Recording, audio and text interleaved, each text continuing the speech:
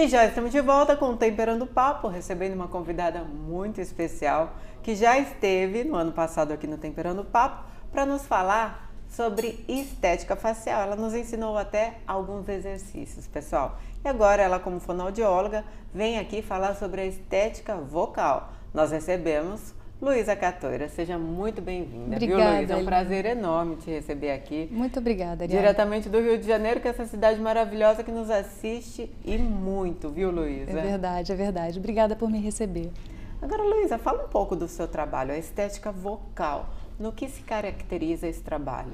Bom, a gente trabalha no consultório lá no Rio de Janeiro, eu estou em Copacabana, trabalho já há 20 anos com músculo, né? A gente reabilita músculos faciais. Então é um trabalho que basicamente a pessoa chega com algum problema de articulação, de voz, de fala, enfim, alguma coisa e a gente reabilita. Quando eu vi que eu vim da outra vez, a gente falou sobre estética exatamente por causa disso. Quando a gente reabilita uma musculatura, a gente normalmente começa a identificar que o rosto começa a dar uma rejuvenescida, porque a função está correta. Então, você tem a função de mastigação, de deglutição, de respiração correta, o que acontece é que normalmente a gente dá uma revitalizada, né, na face.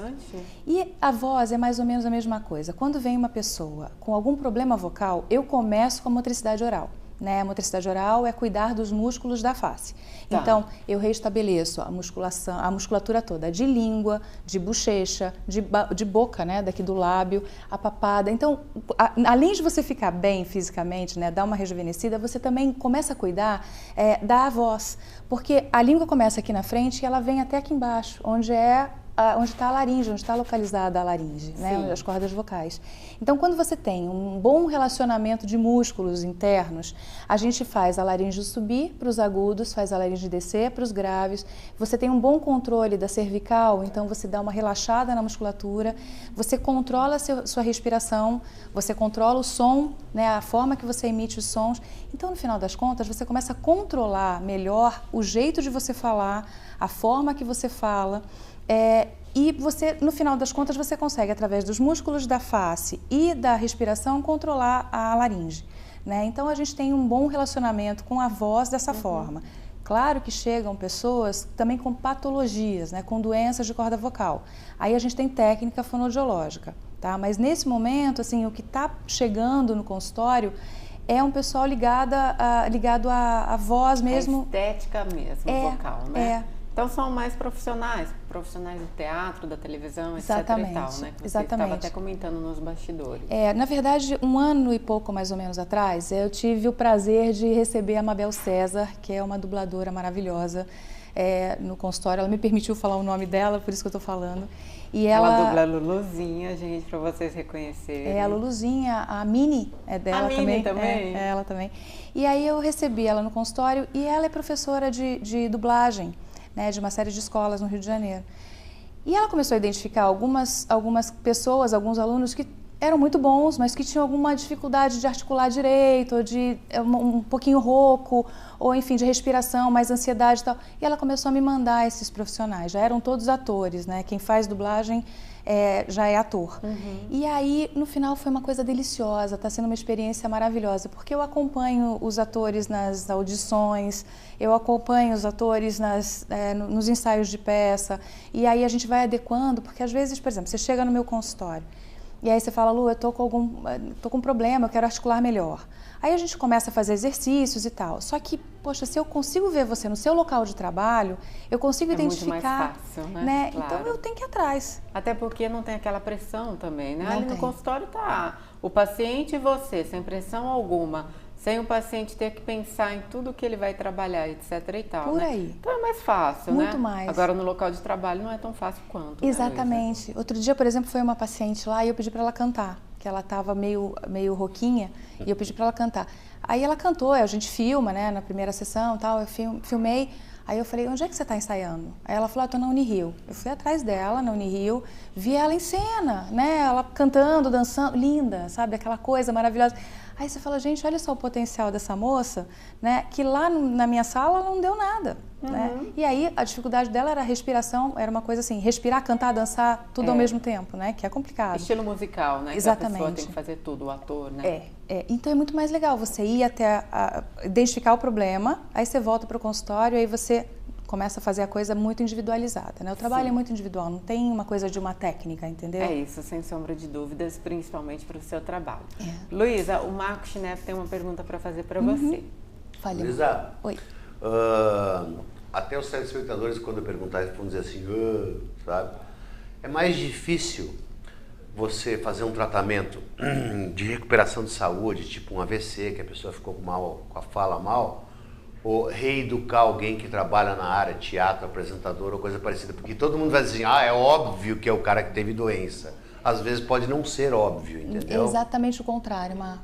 Então, chutei na trave e acertei no ângulo. É assim, quando você tem uma patologia de fato, a patologia normalmente já está instalada.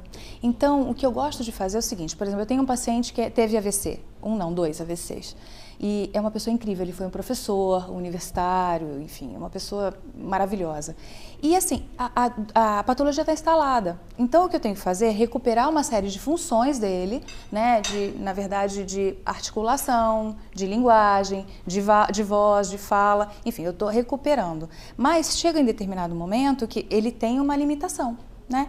E esse limite, na verdade, acontece em todas as pessoas. Só que Sim. o cérebro de uma pessoa que teve uma lesão é diferente de um cérebro de um ator, de um cantor, que, na verdade, não tem uma patologia. Que é um aprimoramento. Né? É mais fácil você trabalhar com uma pessoa que tem uma capacidade enorme de fala e não sabe qual é a via de acesso, do que você pegar uma coisa que está complicada, né? Tem alguma doença de fato. Sim. Tá? Você disse uma coisa que é muito interessante. Você falou que você ensina a via, vocês, profissionais, fonoaudiólogas, né? O que é muito interessante, porque vocês têm alguns trabalhos especializados que tratam os diversos problemas que, às vezes, o comunicador ou as pessoas nem sabem que tem. Não é à toa também que crianças, né, estão procurando cada vez mais cedo, os pais dessas crianças, o fonoaudiólogo, para já não ter esse problema decorrente no futuro. É verdade. Resolve muito? É interessante? O que acontece assim, o que eu tenho observado é que a gente vê muito abuso vocal. Então, muita gente não consegue dar conta de saber como fazer para tratar a voz antes de usar. O que está acontecendo com as crianças? Elas têm um estímulo dentro das creches muito grande. Então, as crianças gritam e elas precisam ser ouvidas. Então, as disfonias de criança estão acontecendo muito cedo, de fato, né? Porque você vê as crianças gritando, tanto que no consultório, quando chega alguma criança, elas vêm gritando. Né? Para você baixar o tom de voz é complicado, porque elas já falam gritando o tempo todo. Né? E é um trabalho bem legal, assim, mas você precisa, na verdade, educar toda uma família, uma escola, uma reeducação geral. Com relação ao ator, eu ensino normalmente a aquecer a voz de manhã, a respeitar o corpo, né? Porque voz é um instrumento de trabalho, então a gente tem que usar a voz da forma mais saudável possível e, no final das contas, para desaquecer. Então, eu estou dando aula agora com a Mabel lá no consultório, né? A gente tem um auditório lá em cima que a gente está dando aula de dublagem, eu estou dando apoio para ela com os alunos, um apoio fonoaudiológico.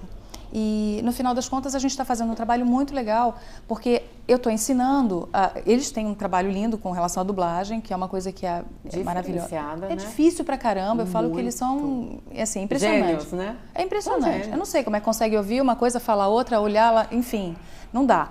E é um barato porque, no final das contas, eu estou ensinando eles a cuidar da voz. Então, eles começam de manhã a fazer o humming, né, aquela coisa, a mastigar esse som para começar a aquecer a corda vocal.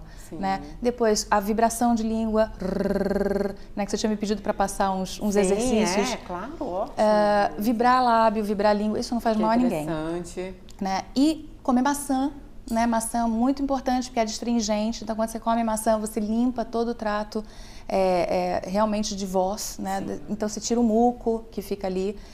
Algumas coisas... Essa é a preparação para a gente começar a trabalhar com a voz, né? Sim. E o desaquecimento? Desaquecimento, assim, depois que você usou a voz, primeiro, antes de você desaquecer, você tem que lembrar que café no dia de apresentação, de falar, é melhor não tomar. Então, é melhor não excita. tomar, né, Luísa? Nossa, a gente E bebe o que acontece? litros de a café. gente sabe disso realmente, mas acaba acontecendo. E aí, até que ponto que é muito prejudicial para a nossa voz? É isso? excitante. Tem gente que, por exemplo, não tem problema nenhum com café. Tá. Né? Mas se você tem alguma dificuldade já, você está ficando rouca por algum motivo, não vai tomar café, não vai tomar mate, entendeu? Não vai tomar Coca-Cola. Nem mate. É a cafeína o problema. É a cafeína.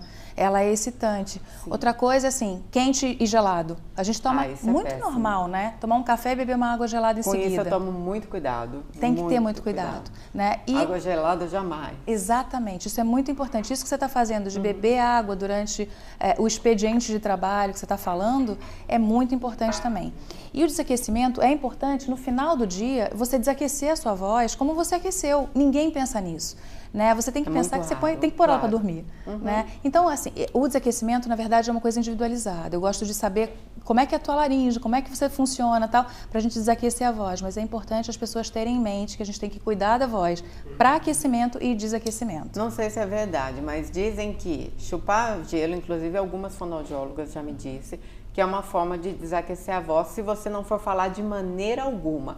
Aí eu falei, mas aí não entra em contradição com beber gelado, né? Eu não indico, não. Assim, eu acho que tem linhas de raciocínio. Luísa, você pode responder daqui a pouquinho, claro. Que a gente vai para um rápido intervalo e já voltamos com você, viu? Bom. Gente, não sai daí não, a gente já volta com Luísa Catóira aqui no Temperando Papo. Eu vou com o pé lá, outro cá. Temperando Papo. Volta já.